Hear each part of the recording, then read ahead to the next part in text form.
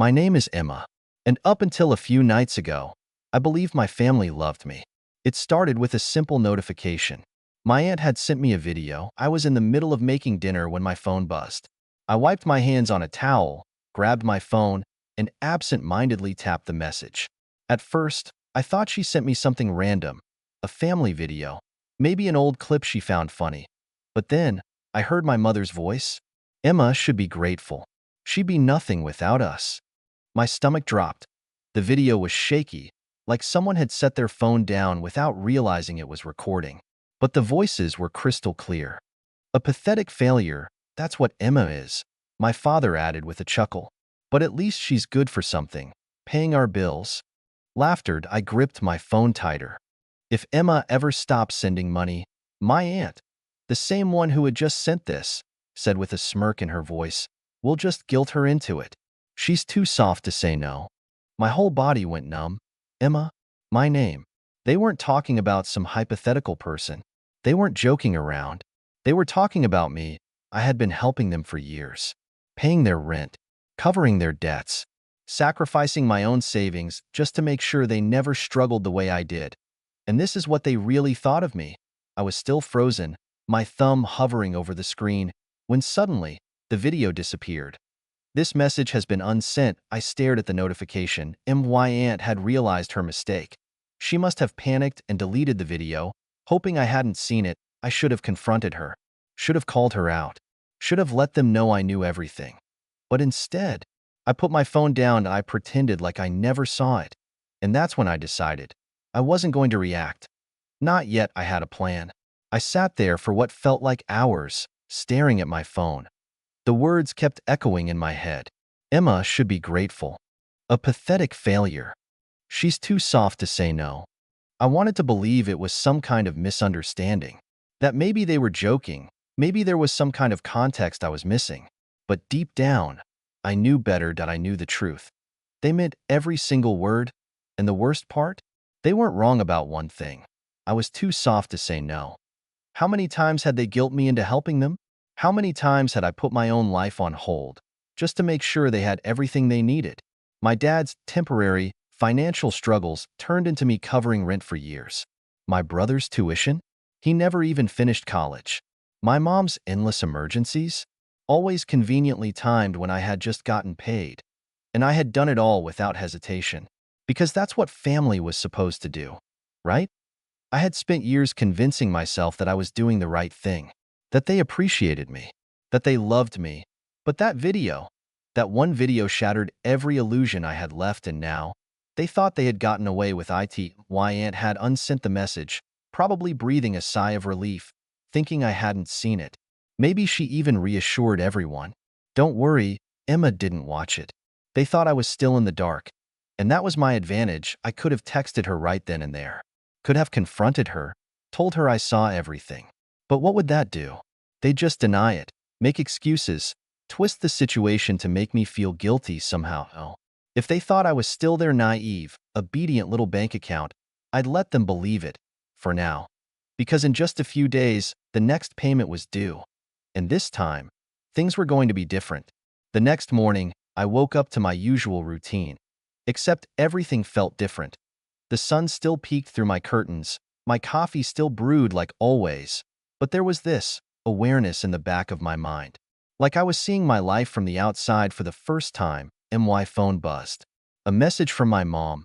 Mom, morning, sweetie. Just checking in. Hope you're doing well. I stared at the message. It was normal. Too normal. She never texted me just to check in. There was always a reason, always a request hidden somewhere. And sure enough, a few minutes later, Mom. Oh, by the way, rent is due soon. Can you send it by Friday? There it was. The same cycle, the same pattern. But this time, I wasn't going to play along. I typed out a response, my fingers hovering over the keyboard. My usual reply would be something like, of course, or no problem.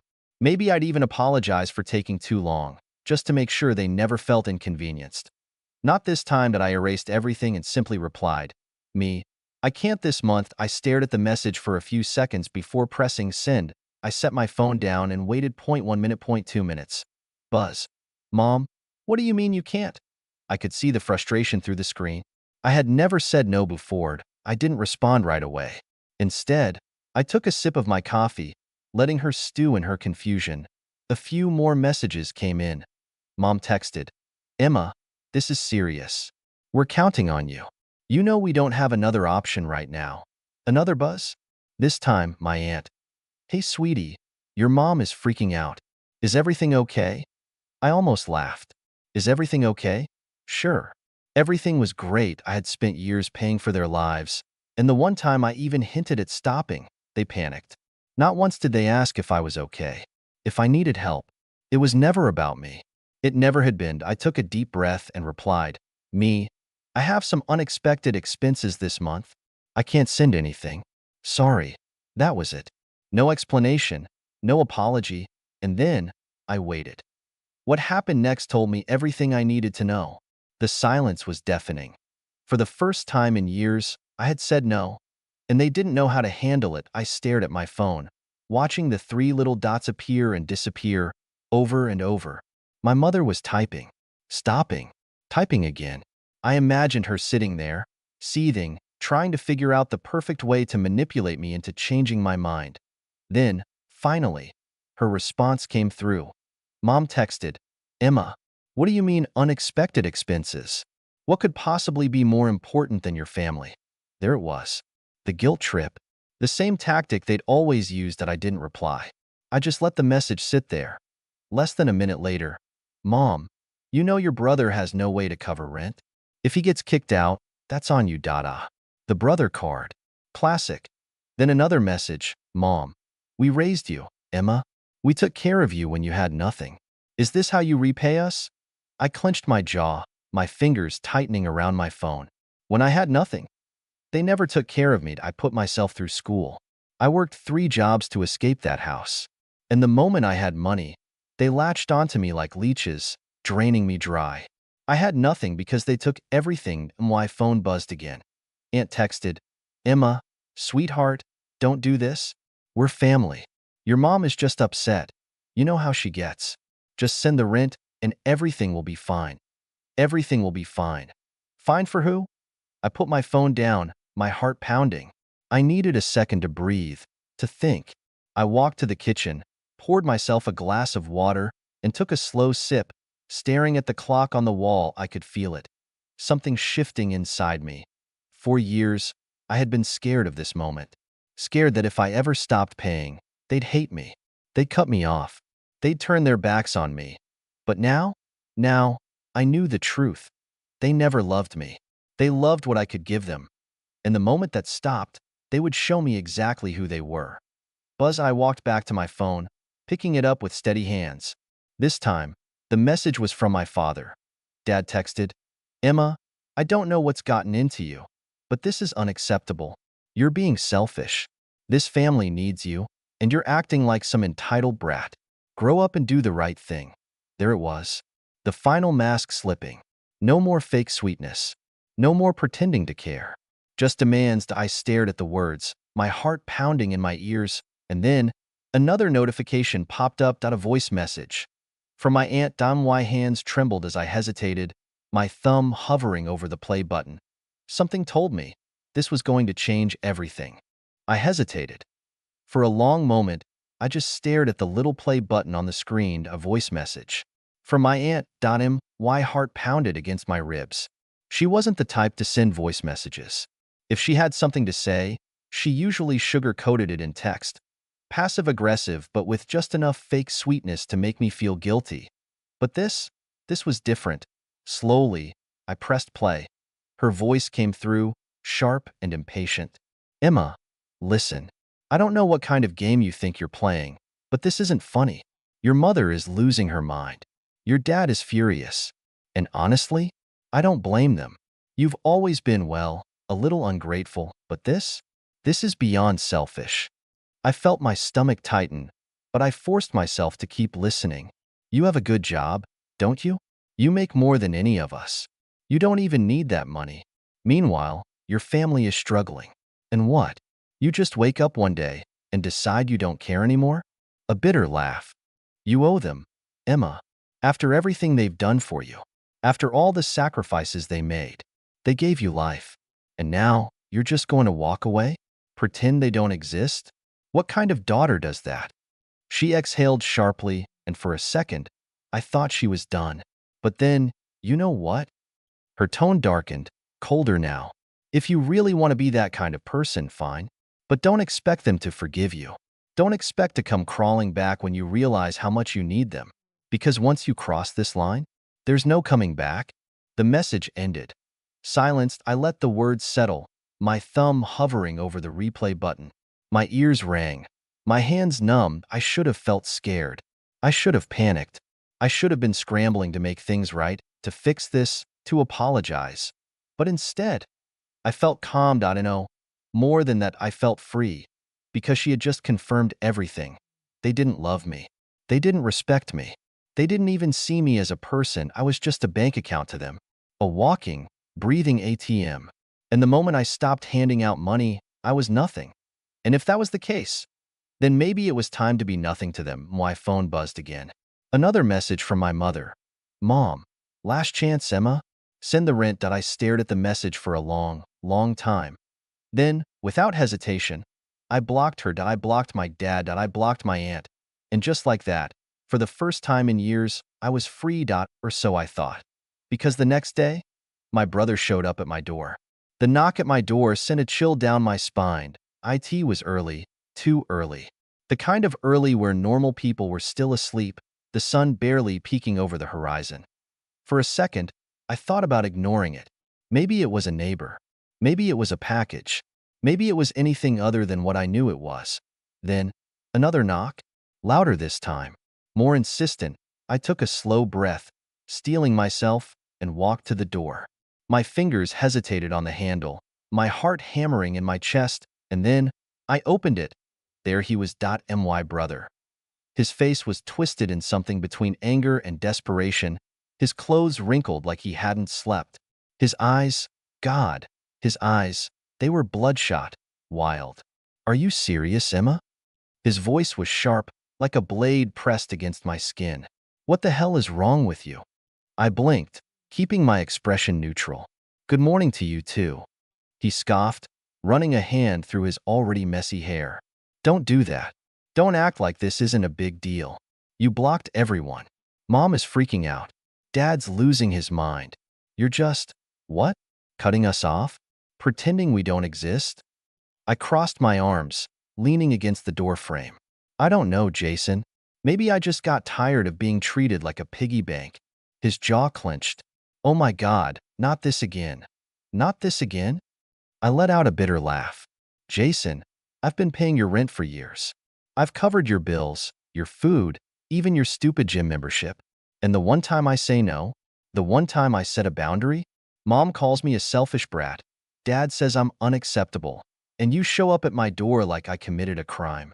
His lips parted like he was going to argue. But no words came out, so I kept going. And don't even try to pretend you care about me. I saw the video.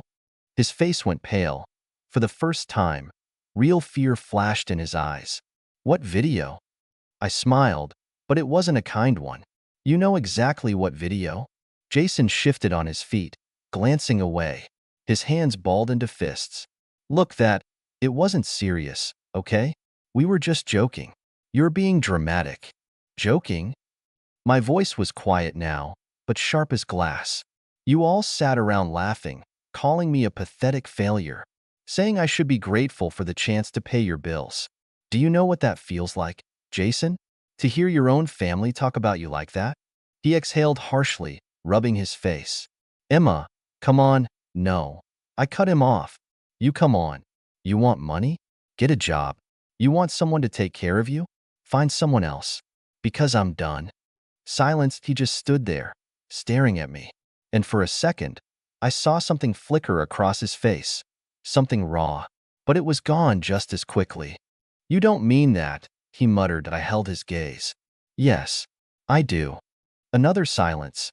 Then, his expression hardened. His mouth twisted into something ugly. Fine, he spat. You want to be a selfish BTCH? Go ahead. But don't come crawling back when you realize you have no one left. Asterisk, and with that, He turned and walked away, and I stood there, watching him go, my chest tight but my spine straight. Because he was wronged, I did have someone left. I had myself. But just as I closed the door, letting out a shaky breath, my phone buzzed. I glanced at the buzzing phone again, the familiar name flashing on the screen. It was my mother, but I wasn't going to pick up. Not this time. I had been at her mercy for so long.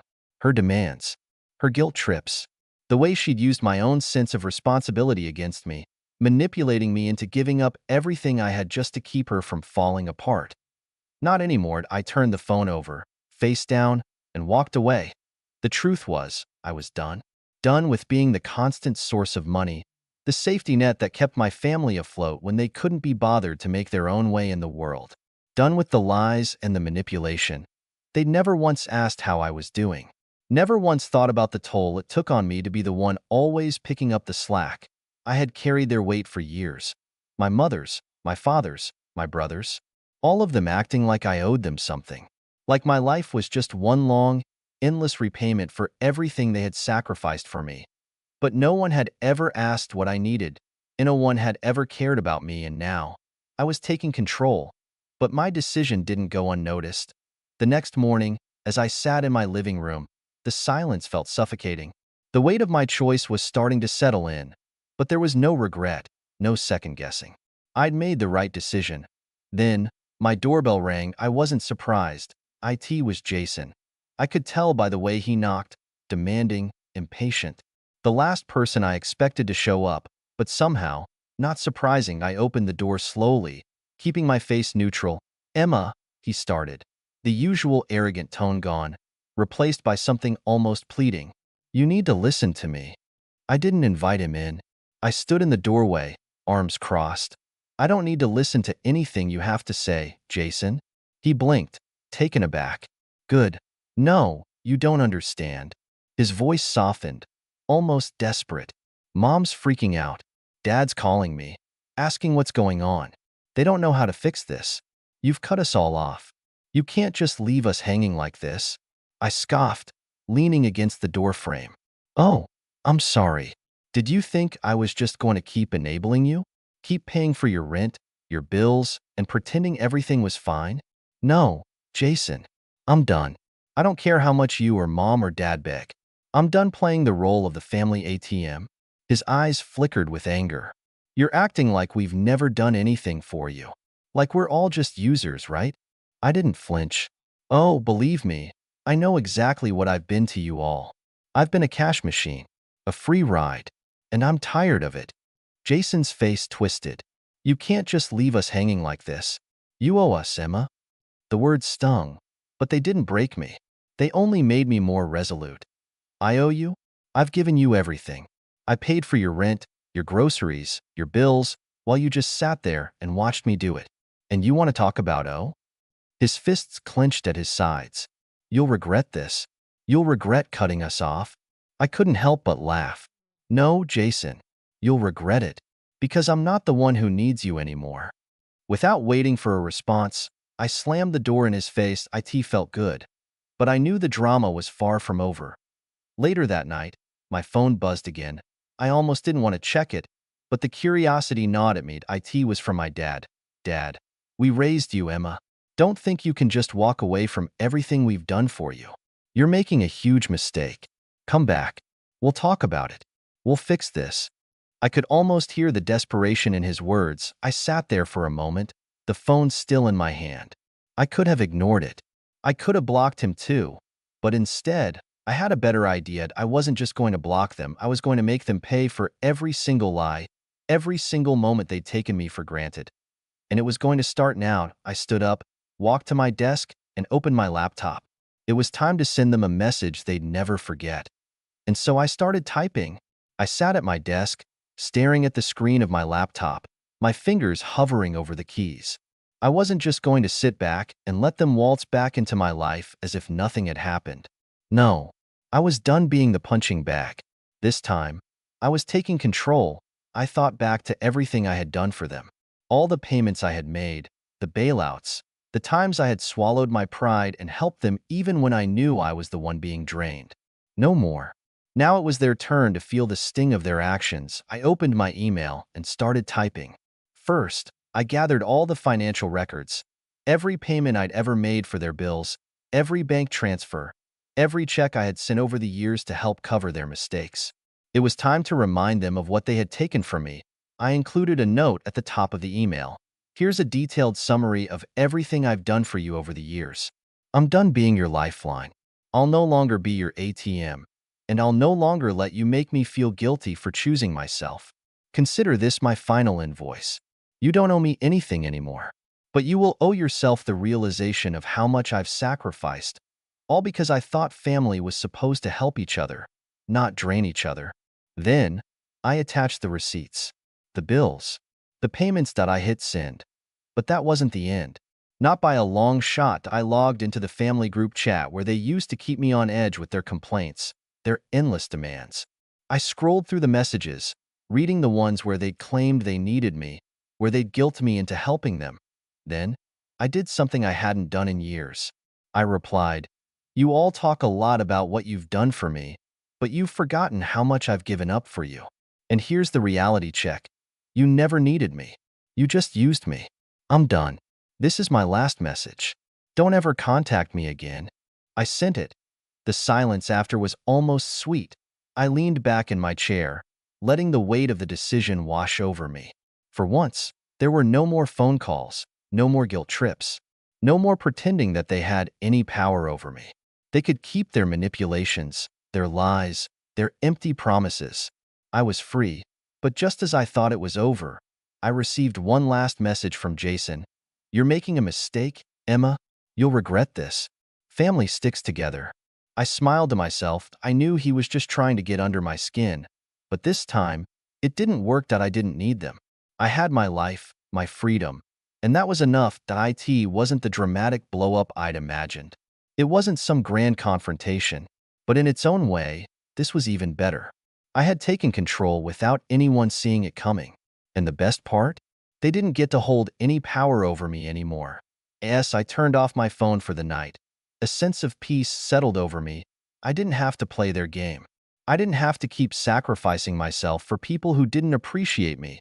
IT wasn't revenge in the way I had expected. It was quieter, more deliberate, and much more satisfying. Now, I could finally breathe. And the best part? I could finally live for me. And that, in the end, was the sweetest victory. Wow, what a ride that was, right? It's wild to think about how much Emma had to endure for so long, but in the end, she took control of her life. I love how she didn't let all the drama or guilt from her family tear her down. Instead of a huge confrontation, she just cut them off, quietly, but with power. Sometimes, the best revenge isn't about making a scene, but about reclaiming your life and showing people you're not a doormat anymore. But here's the thing, not everyone would have handled it that way. Some people might say she should have fought for the relationship, maybe even given them a second chance. Others might think she did the right thing by cutting them out completely. So, what do you think? Do you agree with Emma's choice? Was her quiet revenge satisfying or too harsh? Let me know your thoughts in the comments below. I'd love to hear what you think.